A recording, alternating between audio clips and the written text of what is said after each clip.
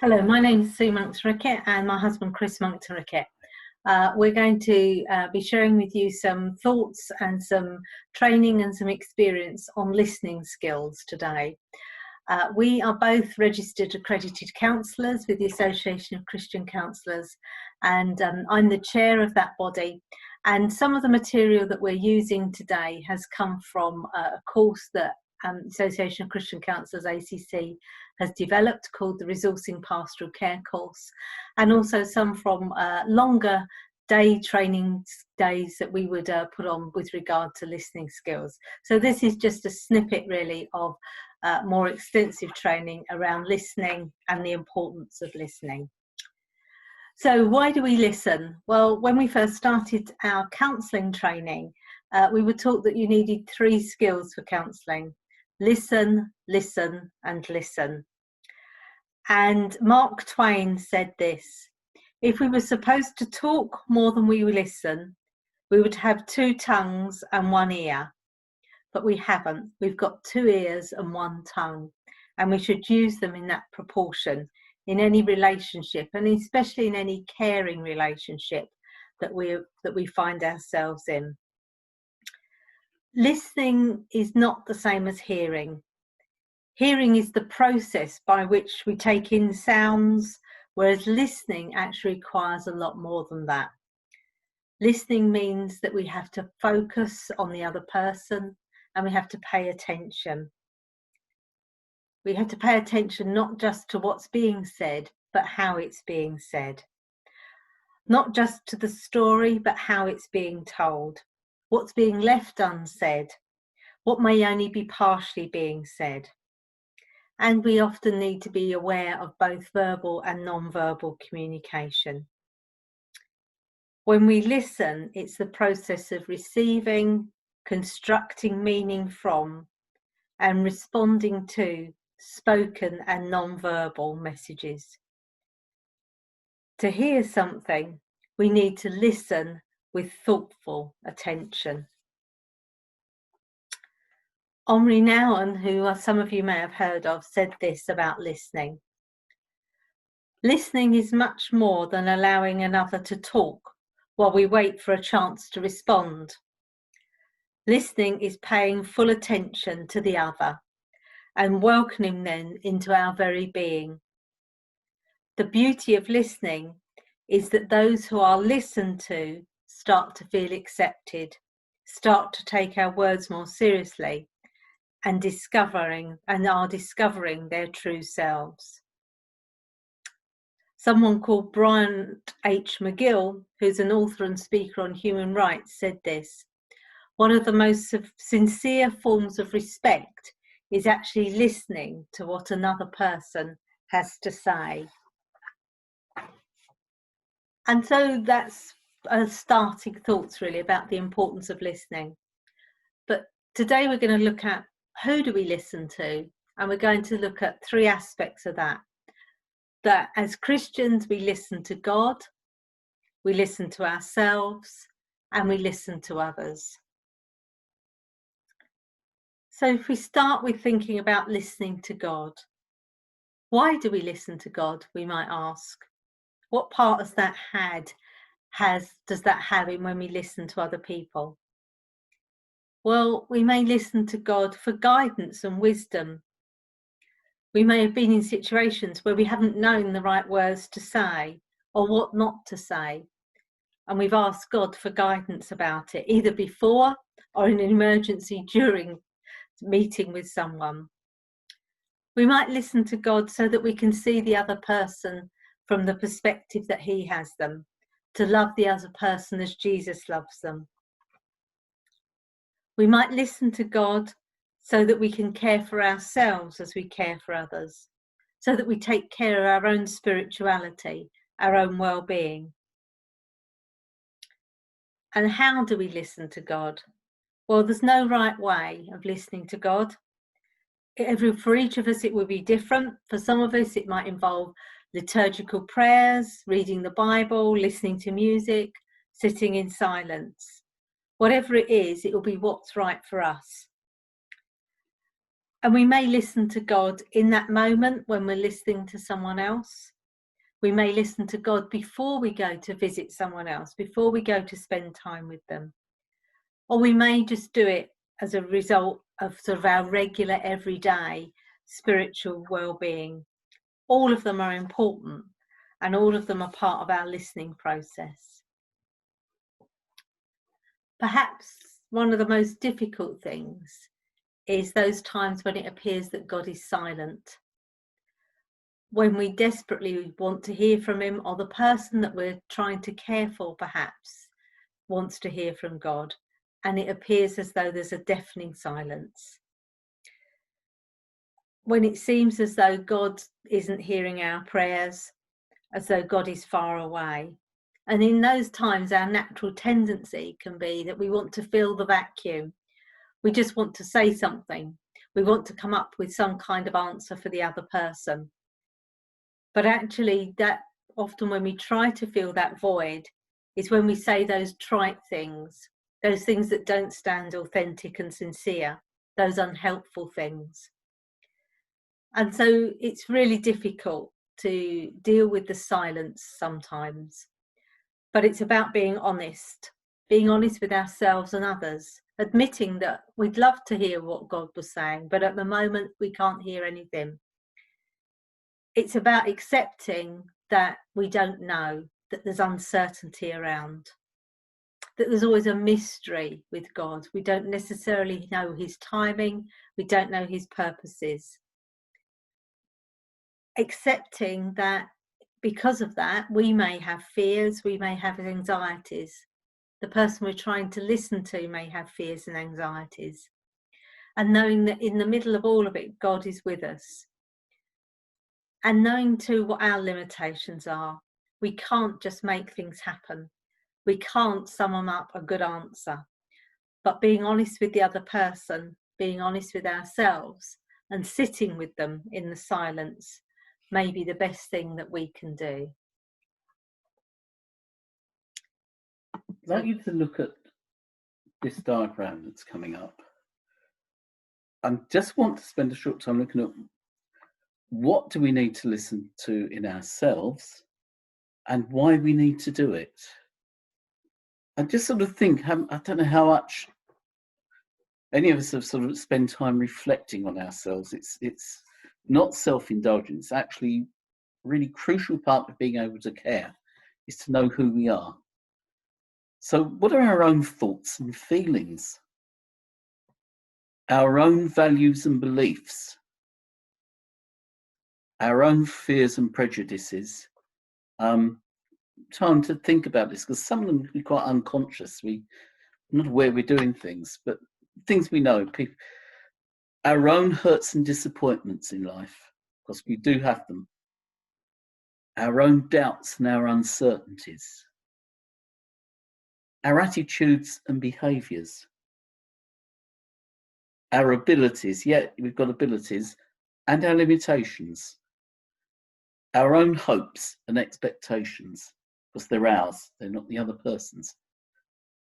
Our health and our energy, or lack of it at any given point. And the effect on us of our past and present experiences. Now, why do we need to listen to all these things? Well, first and foremost, so that we can be attentive to our own needs. We have a responsibility as Christians to look after ourselves. It models good care, apart from anything else. But we need to be aware of our own needs.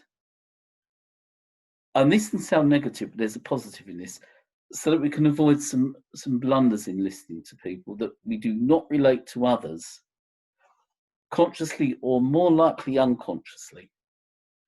So that underneath all this, we feel needed. We feel significant. We feel we have achieved. Now, we all have a need to feel significant.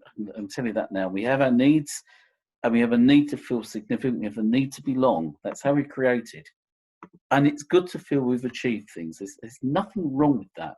But if that's our prime motivating thing in caring, then and we can damage ourselves and very much limit how much we help the other. Part of what we're talking about is so that you can be aware of our own values and attitudes. And importantly, so we can own them for ourselves, but that we don't impose them on the other person. That we're aware of whatever assumptions we make. Now, I was taught when I first started training many years ago, assume nothing, check everything. Now, that's a great maxim, but assume nothing is crazy. We assume things all the time, but it's becoming aware of them so that we don't act on them with the other person or the person we're caring for. So we don't treat people as stereotypes, but as we say, we treat them as individuals. And that we do not make judgments. We're in no position to do it. And also that we can be aware of the barriers to listening that may exist within us and between us and others. And the more we understand ourselves and the barriers to listen, the more we can perhaps relate better to others. And ultimately, and now that sounds very negative, but it's actually all things that get in the way of good listening. But the very positive thing is that so that we can be real, we can be a real person, and accept ourselves, and that can be a struggle, but to accept ourselves as who we are. And if we can do that, we will find it much easier to accept others. And when I'm saying about accepting ourselves, it means all of ourselves. Faults, warts, and all the good points. Just going to look at some of the barriers to listening, but also the positives that come out of them. Now, this is a challenge to each of us. How can I meet the loneliness of another if I run from my own? How can I meet the despair of another if I run from my own? And how can I meet the doubt, confusion, and shame in another if I run from my own? And how can I meet the worth of another if I run from my own? In order to know and value ourselves and be real with the people we're caring for, we need to accept all that we are, as I said, our strengths and our flaws, to know ourselves. And in the way that God loves us, he wants us to accept and love ourselves so that we can choose to love others. We don't feel forced to. And to really love ourselves, ultimately, I believe we need to know and experience and accept the love of Christ for us and within us. To accept ourselves, to try and be at ease with ourselves without forcing ourselves to change or become someone we're not. Because if we do that, we will love others, and listening is part of loving them, people, so that we can love others without needing them to change. Quite often as Christians, we grow up believing or being taught that certain emotions and attitudes are wrong.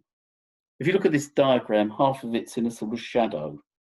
And what happens when we pick up, not necessarily deliberately, it just happens. It may be we've been badly treated, it may be just life.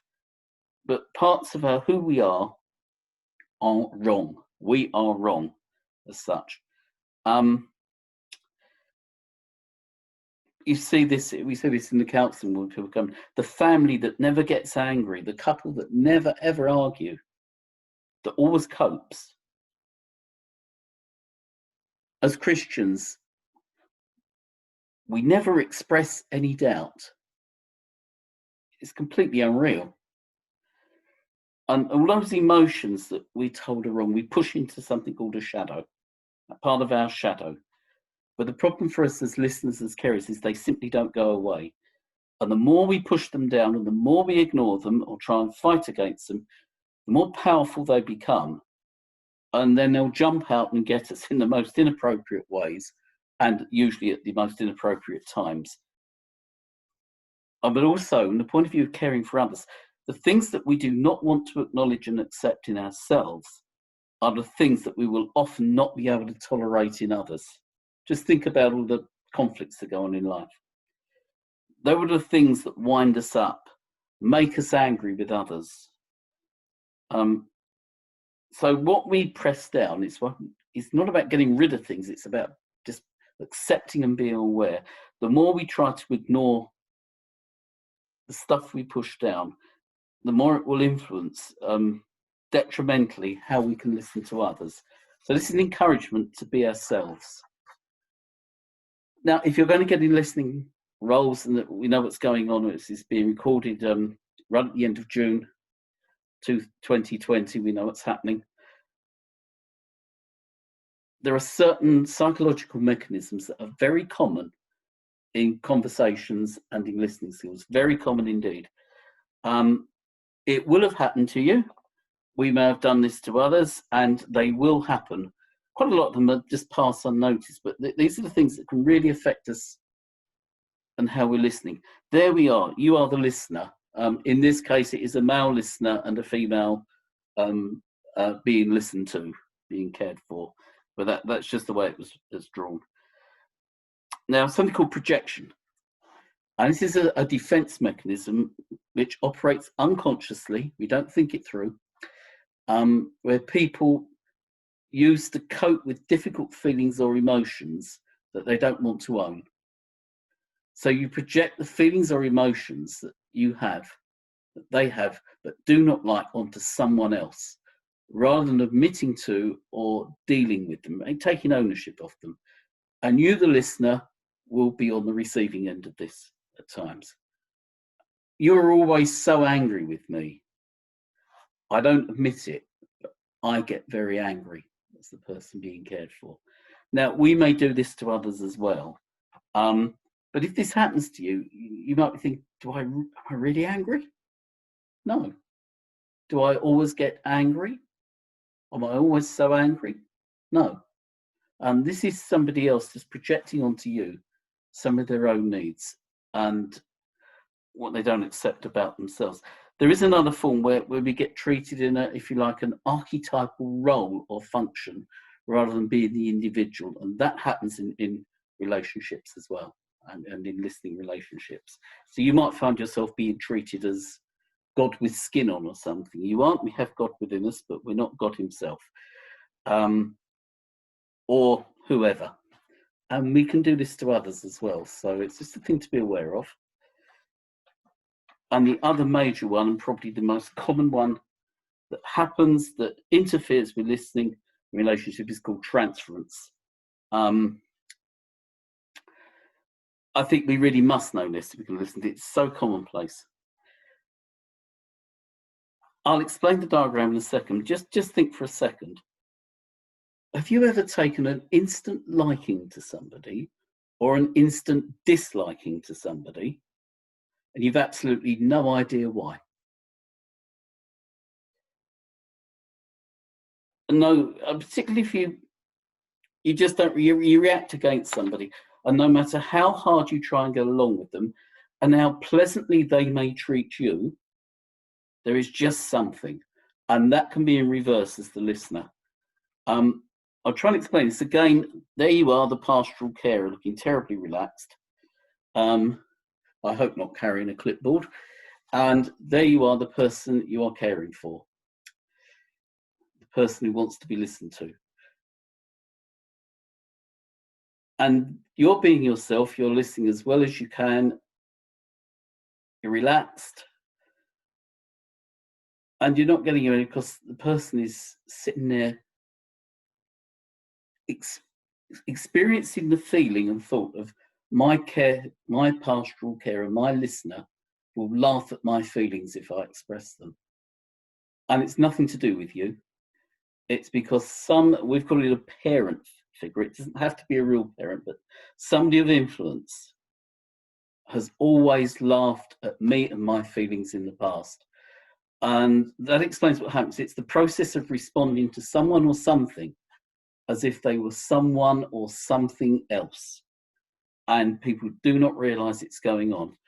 And then, of course, it can happen from us to the person, and so it goes on. I'd just like to go through an example of this. We talked about a pastoral visitor or carer, whoever you are, and you're due to visit somebody. Say we're back in the physical world where we can visit people, called David. So you say to David, David, I'm afraid I won't be able to visit you next week. And you may go into the reasons or not, but because there's something from David's past, what David actually hears, perfectly reasonable comment from you, what David actually hears inside himself, you don't really care about me. I must have done something wrong. You don't like me. You're just like my dad, abandoning me when I needed you most. And then ultimately, God can't love me, no one loves me. A script that David is carrying through life. So what reaction do you get as the carer from David? Well, if you don't want to come to see me anymore, don't worry, I'll be fine. Or maybe more aggressively or even quieter than that. And you're thinking, well, what's happened? And what you as a pastoral carer heard or thought within you, maybe, I've upset him. I'm not meant to do that. I'm meant to be showing care and love. I should not make mistakes. Do you know, perhaps my mum was right all along. I always get it wrong. I've really got to make it right. And the underlying script on that as Christian carers is, I'm the Christian. So you have a choice how you respond to this as the carer. You may not be able to affect how the other person reacts. It's quite complex to work through, but you as a pastoral carer, you as a listener, have a choice. Take a deep breath and you can decide that you have to keep the peace at all costs and you give in. You're acting from our past if we do that. You get angry, fair enough, because the sense of failure that you've grown up with has surfaced again, acting from the past. Or you take an even deeper breath, as it were, and address the real issues and become aware of the real issues and bring some rational understanding into the situation. Gently, and I emphasize the word gently, challenges the reaction of the other and whatever's going on in you, if something like this is going on in you. And that is acting in the present, which may encourage the other person to start acting in the present, and is the adult reaction. Now, these things go on all the time. The danger with most transference is harmless. It happens all the time. It will probably happen between us two while we're recording this. The tragedy is when it's not acknowledged, the real issues, it's probably the trigger of about 99% of human conflict. And as long as the real issues remain unacknowledged and hidden, whatever destructive elements take place from that will happen, as likely as not.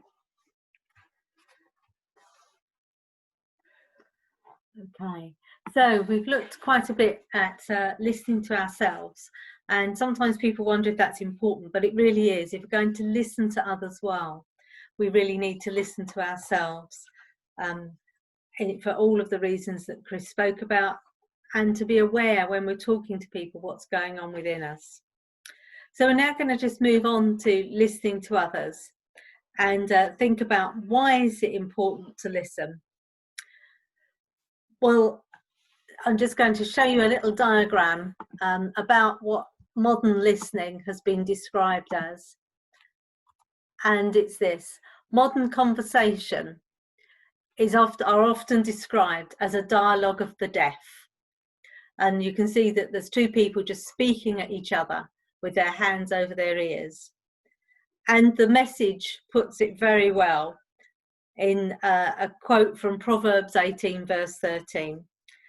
Answering before listening is both stupid and rude. And so that's what we want to concentrate on now, is not being stupid and rude, but being good listeners. If you want to think about, or you want to get some grasp of how important listening is, firstly, I'd say never, ever, ever underestimate the importance of listening, just listening to someone. But if you want to really grasp the value of listening, ask someone what they felt when they felt that they were not listened to. What were the feelings they had then? And what were the feelings they had when they were listened to well? Or you might like to do that exercise for yourself. Think of a situation where you were not listened to well. How did that make you feel? And then think of a situation where you were listened to well. And how did that make you feel? When we do this practical exercise, there's very emotive and very powerful words that are often used for both being listened to well and not being listened to. When people aren't listened to, they describe that they felt devalued, disrespected, insignificant, isolated, misunderstood, angry, frustrated, hurt, confused, abandoned. When you ask people what's it like when you're listened to well, they say things like they felt accepted, they felt loved, they felt they weren't alone, they felt encouraged, they felt relieved, they could put things into a clearer perspective, they felt supported, and that their burdens had been shared. And so listening is very, very important. And we often use a word in caring that's called empathy. And we want to encourage you to think about, how do you listen with empathy? And empathy is different to sympathy. Sympathy isn't wrong, but it's different to empathy. When you are empathic, when you listen to someone with empathy, you're truly trying to enter into their world. You're truly trying to comprehend their thoughts and feelings. You're not perhaps projecting, as Chris talked about earlier, your feelings about a situation onto them, but you're really trying to understand what their feelings are. So there's just some sort of comparisons here. So if you were listening to someone that's been going through a very bad time, a sympathetic reaction might be the how awful, oh poor you, and there's nothing wrong with that. But almost working at a deeper level is the empathic listening of just reflecting back to them, I understand this has been a great loss for you. It's not about so much saying I feel sad for you as actually saying this seems as though it's made you so sad. That real trying to enter into what they're feeling. It may, if you're expressing sympathy, sympathy makes it known that you are aware of the other person's distress and that you have compassion for them. So sympathy is good, but empathy expresses compassion and that deeper level of understanding. It's trying to get alongside them, trying to help them to get into their own shoes and for them to see that you actually want to understand what that feels like. A couple of phrases that people often use when listening are neither sympathy nor empathy. The I know how you feel, or I feel your pain. They're not sympathy or empathy, they're just wrong. And I'm sure any of you that have done any training around sort of working with people with bereavement or will have been told, never say that to someone. You can't know someone else's pain. You can't know how they feel. You know how you feel and you can listen empathically to how they feel, but you can't know what it is because all of our pain is always unique for each of us. So when we listen to people, we have to do something that's called attentive listening. The first part of attentive listening is stop speaking. Don't be afraid of silence. Often we try to fill silence with something to say itis. But actually silence is a very powerful communication tool. We have to prepare ourselves to listen. There are many external distractions to listening. If you think about the modern day curse of the mobile phone, the modern day curse of people always listening to music or TV being on, background noise. But there's many other things, time pressures, other people being around, being interrupted, being overheard, standing in an uncomfortable place so you actually don't feel that you can listen. There's many external barriers, and if we want to listen well, we have to try to minimize those. And then there's the internal things we need to think about.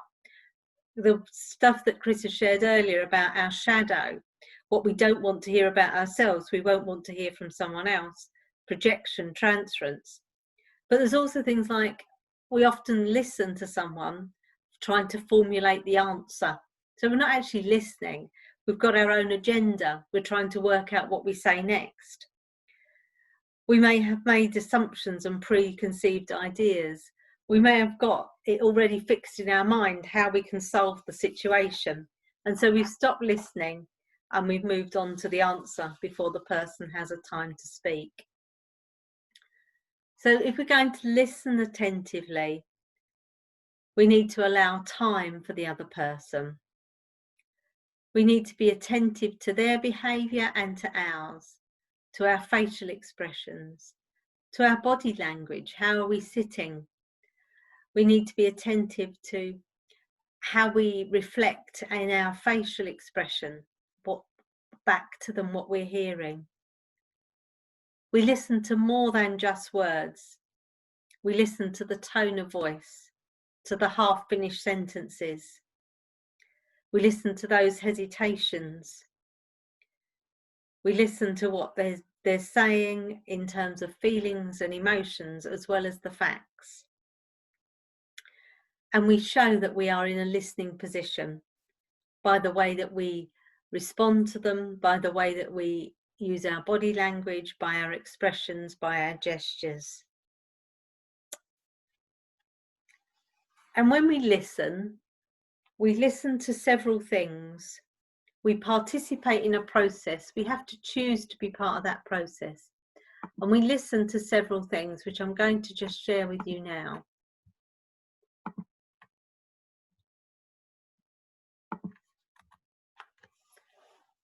We listen to the facts.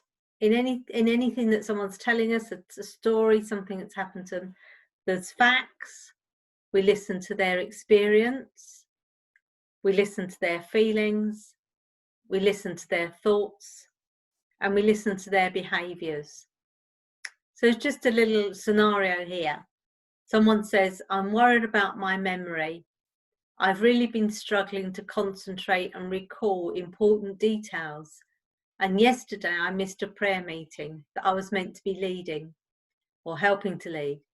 Everyone said it didn't matter, but I felt terrible for letting them down. I know I've had a lot on my mind over these last few months, but my mother had dementia and I'm concerned it might be hereditary. So there's some facts in there. Missed the prayer meeting, struggling to concentrate perhaps. There's an experiences the person's getting. They've realised they're losing concentration. They're starting to let people down. There's their feelings, worry, anxiety about the future, anxiety about the present, guilt. There's their thoughts. Am I getting dementia? Do others think I don't know what I'm doing anymore? And then there's the behaviour, which in this scenario is really, at the moment, they've just apologised for what's happened. But there's many things that go on in every conversation. And sometimes it's helpful when we're listening to someone to break it down into these areas so that we actually start to listen at a deeper level. And we actually start to listen out for thoughts and feelings, listen out for what they're experiencing, because then we can actually respond to them in a much more deep and significant way.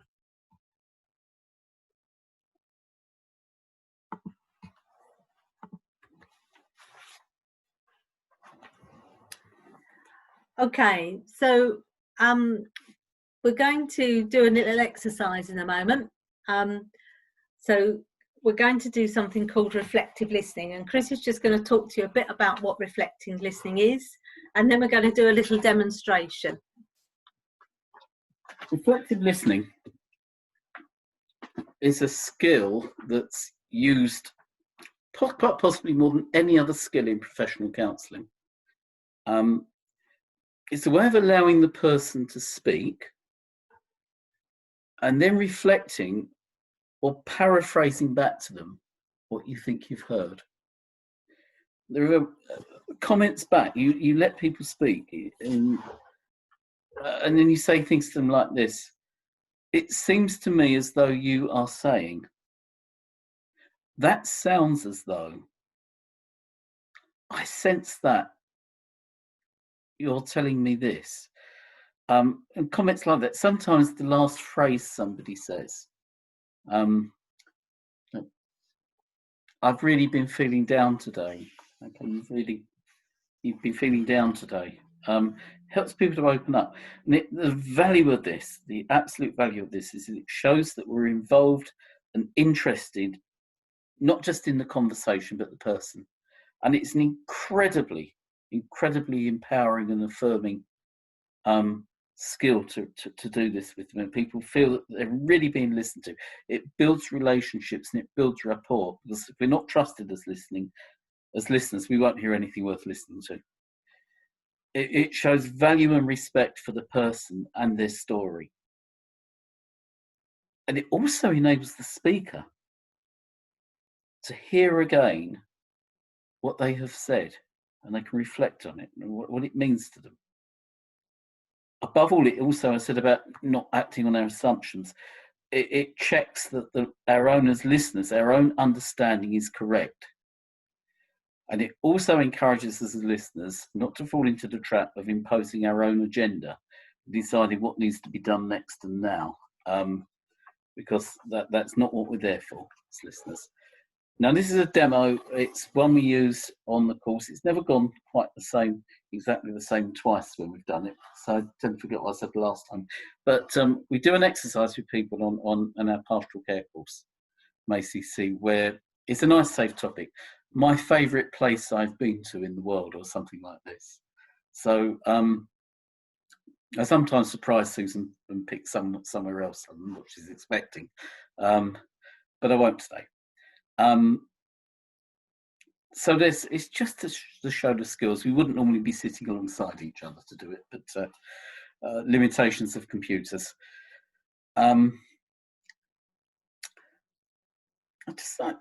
My favourite place I've been to in the world. It's quite a lot. And I have to say, if it really comes down to it, I'd actually say Norway. That's a favourite country. So Norway. Yeah. I think there are quite a few, but in the end, if I had to pick one, I'd pick Norway.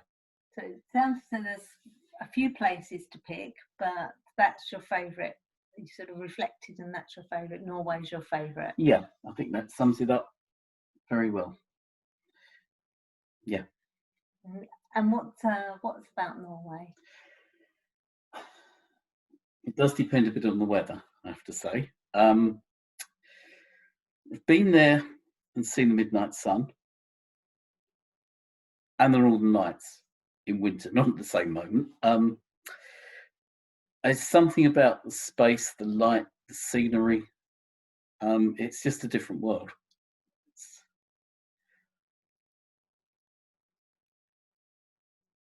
So it sounds as though it takes you to sort of a different place.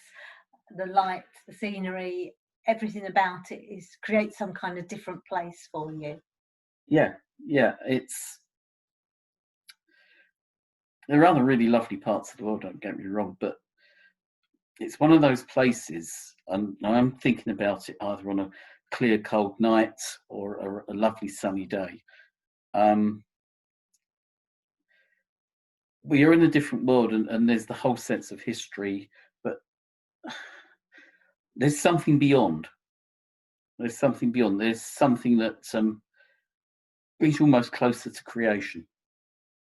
So there's a real sense of going beyond yourself, really, into something that's much bigger than you, into a creative kind of atmosphere and a closeness to creation. Creation, behind that, you see the sense of the creator. And healthy, I'm not a geologist, so I wouldn't be able to work it out anyway, but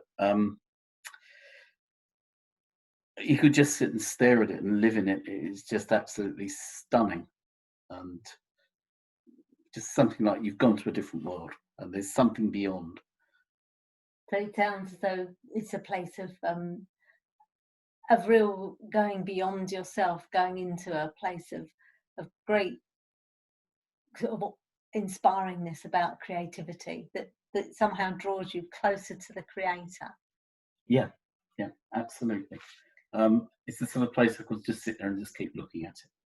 Just looking and looking. Yeah. Okay.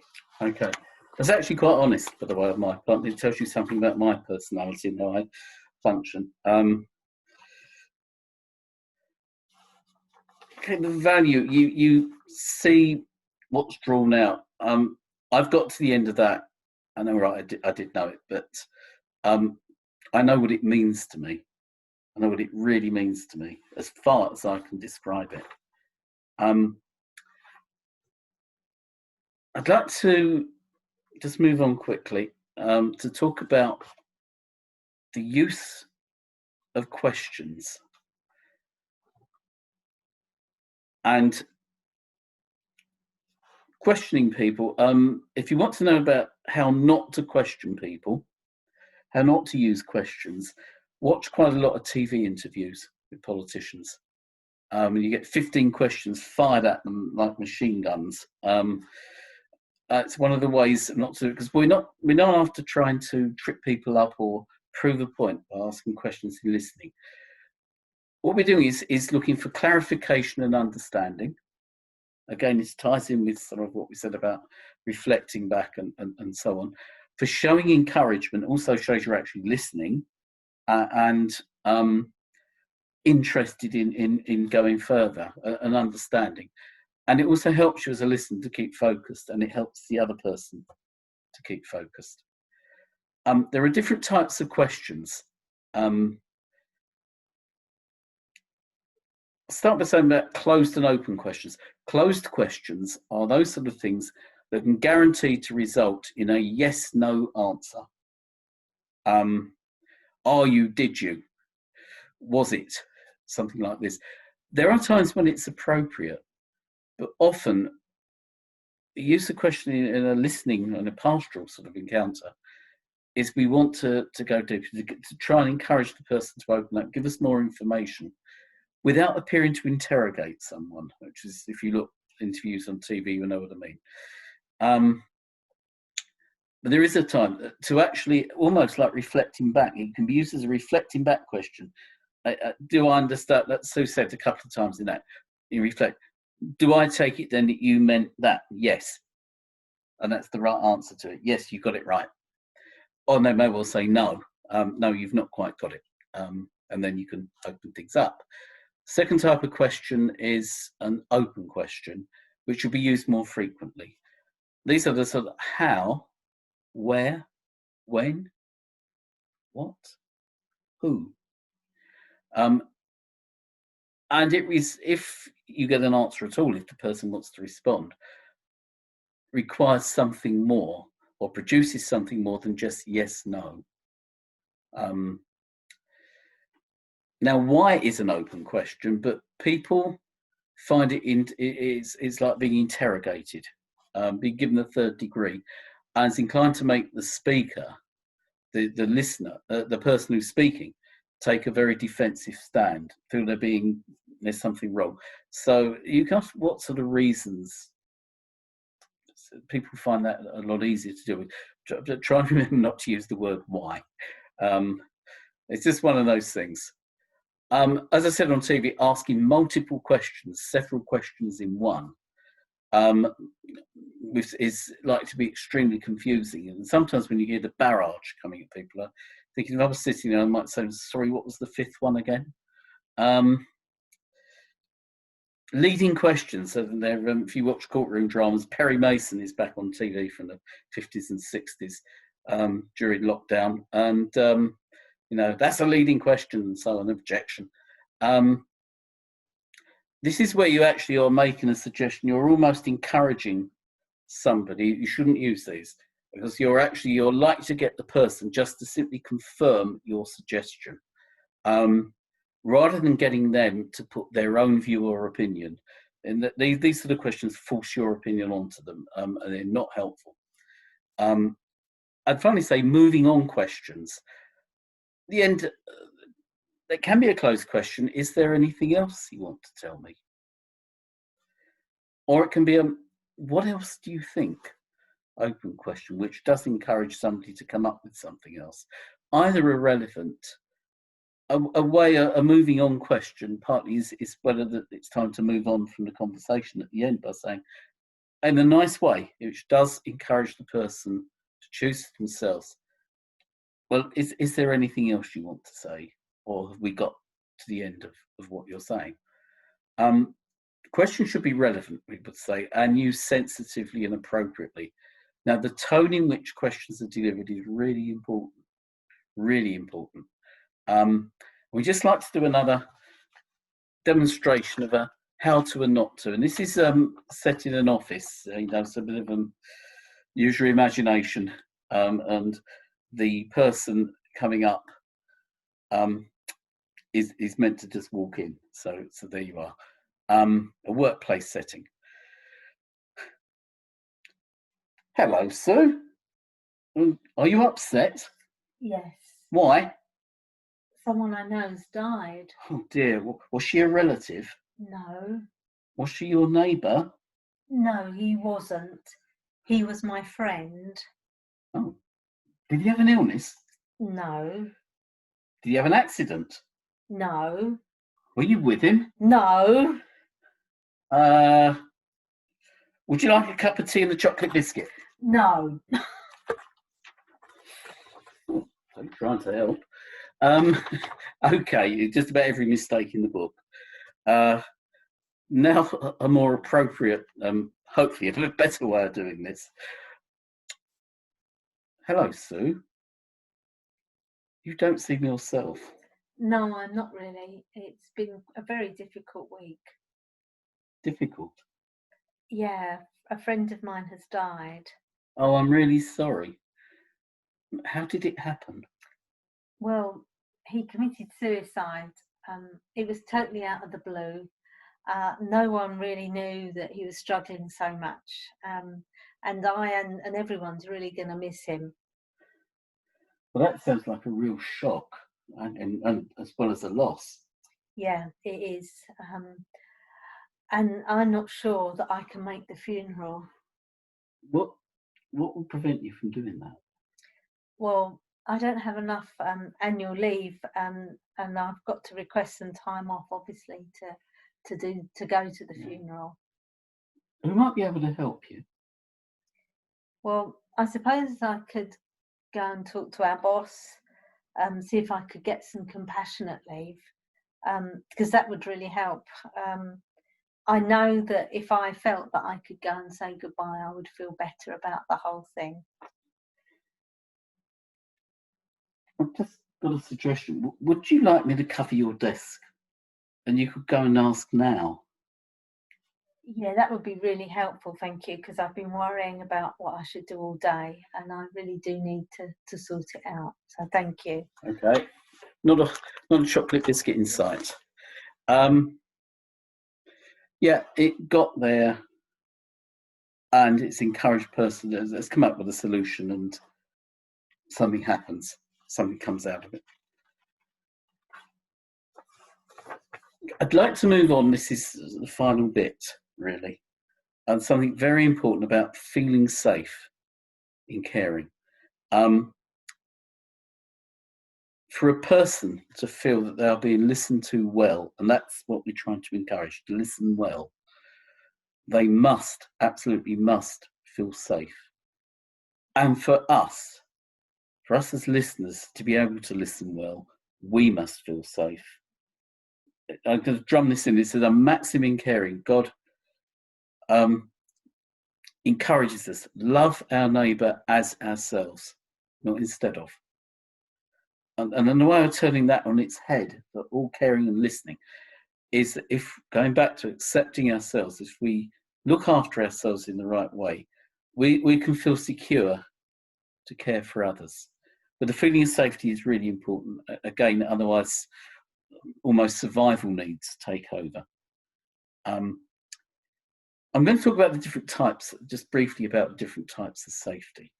Now, I've said here physical safety. If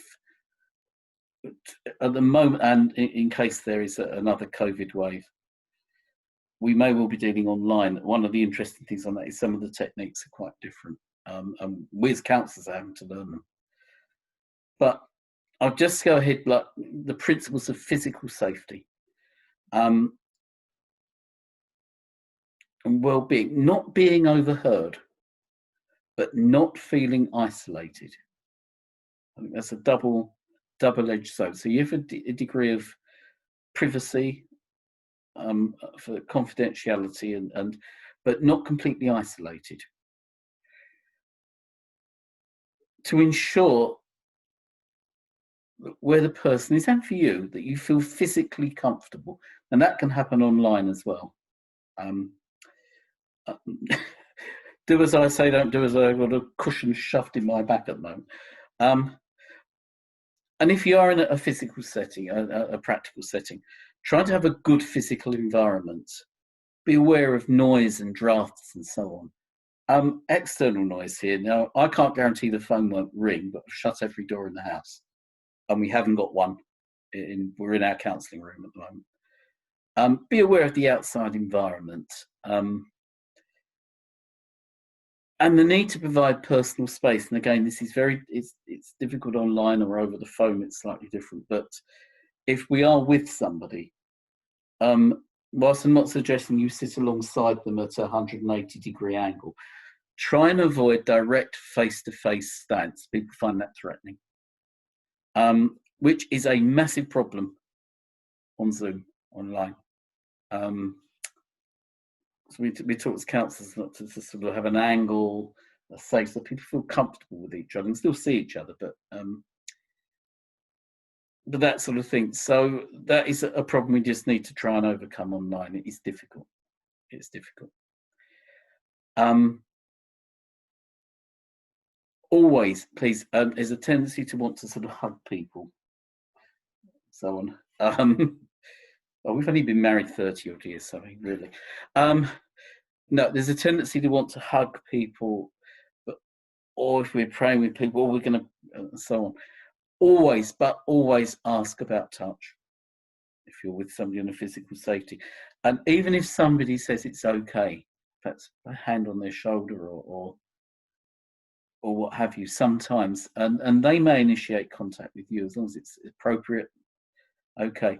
Even if somebody wants you and even asks you to perhaps hold their hand or whatever, hand on their shoulder to pray with or lightly on their head, 1 week, it doesn't mean it's okay the next time. Always ask. I'd move on to talk about psychological, and there's a sense of spiritual safety with this as well. Create a sense of safety and calm, we normally say, by your own stillness, reactions, and tone of voice. But please be yourself. One of the things that's being said about working online, for instance, is you may have to slightly exaggerate your reactions from normal. But trying to create a sense of calmness with people, it rubs off unconsciously, it rubs off on people. Very important, know what you can do and know what you can't and stick to it, and absolutely stick to it so you will feel secure in what you are doing. And that again creates a positive reaction in the person you're caring for. Know and be willing and be able to seek help and support elsewhere when you need it. And as it can be done, be equipped and trained appropriately. Now, it can be all hands to pump in a crisis. And we are dealing with places where people are getting an onslaught on helplines and all sorts of things. It's understandable, but know where you get your own help and support, not just how you listen, also for you as a carer, your own stuff. I'll talk a little more about this in a minute, but know how to ground people, including yourself, when things get completely out of control or you're feeling out of control, or is how to get yourself back into a safe internal sort of place. And ensure, somebody practice, that what you're discussing and with somebody and listening up, what you allow to be opened up, and you are in control of the meeting. People are in control of themselves, but you as a carer do set the boundaries and the parameters. That what you open up can be contained in both the time and the setting. There's usually always another time. Safety is everything. If it goes too slowly, that's one thing. If you try and go too quickly, that can do a lot of damage. So just be aware and be safe. Talking a little about relational safety, which really moves on from this. As God values us as individuals, he really does.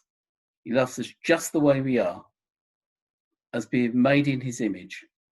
We value others as individual made in his image, who are totally acceptable to him just as they are. And this is another one. Avoid the most common mistake, the easiest one to do, and arguably among the most unhealthy things we can do for us and others, is not needing to fix people, not needing to sort it out, not needing to absolutely have an answer, not to be able to sort out their problems. Quite often, if we do get, and it's an easy thing to get into, but it's just not doing it permanently, is our own need to be needed, our own need to cope, our own need to feel in control.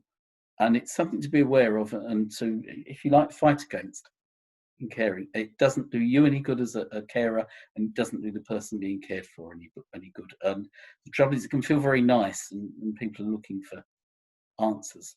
So it's important that we don't feel the need to have the answers, because in many, many cases in care, we won't have. To be able to listen without making assumptions or acting on them, as I said, or judgments.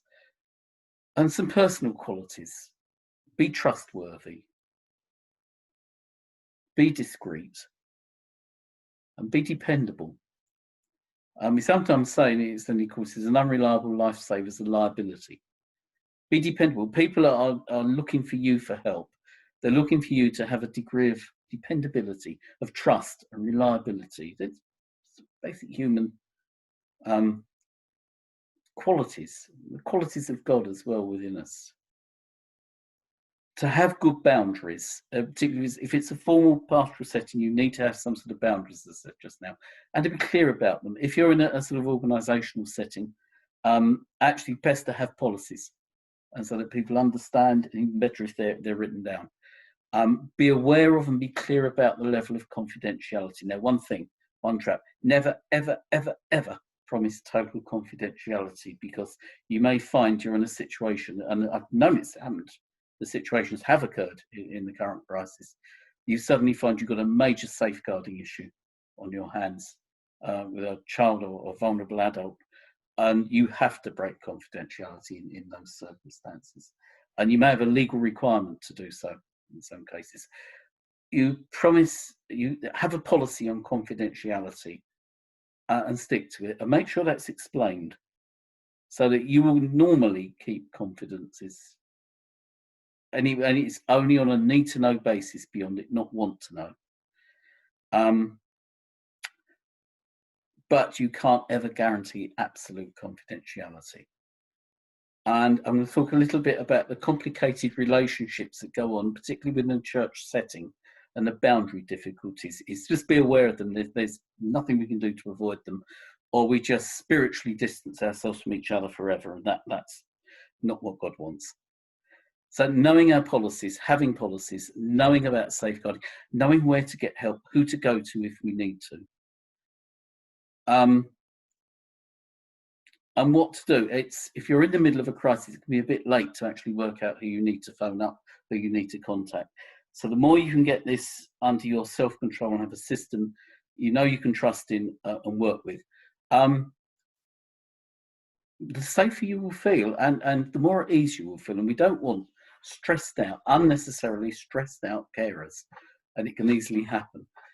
I'd just like to show you one diagram on this, which is about the complication of relationships within particular settings. I'll wait for it to come up because it's right. Yes, there we are. And you can substitute any of this sort of glorified Venn diagram. You can substitute as a carer anyone with about 4,000 others, I should think. So there you are. You're the carer, and people you're caring for, partially caring for in a church, because not everybody can go and see counsellors. You're in the choir with them. Great. My children are part of children's work that they, the people I'm caring for, help run. My husband is on the PCC for us Anglicans or eldership or whoever, with her husband. I'm in the drama society with their mother, and that may well be outside, plus whatever outside church contacts we've got. Now, we can't avoid these things, we just can't, but it's the being aware of the complications and sort of reflecting on them up front, which can minimize the problems, because there can be problems with this. Generally, a good maxim is dual relationships may be utterly unavoidable. They frequently are. What's termed dual relationships? We know people in different settings. What is more of a problem when it's dual roles, particularly where somebody's in authority, however that's seen, over somebody else? That is when there can be real problems. And the rest of the time is just be aware of them. And basically, it's messy. It's messy. And the last safety technique I want to talk to you about, and it will be available for people to read and more, is we're not really talking about trauma today, but people are getting traumatized with loss. And there is a particular diagnosis. We've done something on grief, on something called traumatic grief. It's a particular type of grief. This is not about people experiencing strong emotions. They may well do. That's something we listen to and work with. They may not, but this is about something where a previously experienced trauma resurfaces while we're talking to somebody or discussing. And basically what happens is the brain very quickly switches out from one bit of the brain to another. And people experience the trauma reaction from the past as if it's happening in the present. This is scary, it's unpleasant for the person, it's frightening for the person. And if you're not trained in dealing with this, it's pretty scary for the carer. And if you're not careful, you can be traumatized by it yourself. So it's just a few grounding techniques. The whole aim of this is to get you and them back into the here and now, because we'll be living and thinking in the here and now. We're using the logical part of our brain, and we will not be experiencing trauma. Just speak calmly. Hopefully it won't happen to you, but it can. Speak calmly and give assurances to them, and firmly, quite firmly if need be, but that they're in a safe place in the here and now. Going back to safe places. Say, if you want to speak to them, you are in wherever you are. Your name is, my name is so-and-so. You're in a safe place as an adult. It is, the time you get this, I should say, July 2020 or whenever, the day's date. Get them to reinforce this, or even ask them the question. My name is, I am in, it is, we've got here April 2019, which shows the last time we updated this. Get people to get thinking where they are. If this happens to people, encourage calm physical movements for them and you. Stand up, sit down, have a drink of water. And this is where concentrating on safe, concrete objects, external objects, really does help get the brain functioning again. in the present moment. Count the window panes, look at the clock. Another little trick is to count backwards from 10, taking steady breaths. And if it's happening to you, try and breathe from the diaphragm, not from the top of your throat, which is what happens when we get anxious. I would suggest that once, whatever you're doing with them, once they're back in the here and now, it's probably best not to try and process anything more. And if it seriously is some sort of post-traumatic stress disorder stuff, it really does require professional training to deal with it, or very substantial good training to support it. They will be emotionally exhausted. So might you, particularly if it's never happened to you before. And maybe just calm things down and pray a quiet blessing and see about getting some extra help. Now, I emphasize this is not people experiencing deep, say, brief reactions or crying or what have you. It's when some pre-existing trauma hits in the here and now. And that keeps them safe and it keeps you safe. And now I would just like to bring this to a close. Thank you for listening. And two things about listening. This is a poem, author unknown. It said the following: when I ask you to listen to me and you start giving me advice, you've not done what I asked. When I ask you to listen to me and you begin to tell me I shouldn't feel that way, you are trampling on my feelings. When I ask you to listen to me and you feel you have to do something to solve my problems, you have failed me. Strange as that may seem. Listen. All I ask is that you listen, not talk or do. Just hear me. And just a quote to finish. If you know the story of Rick Warren, the American Saddleback Church, isn't it? Yeah.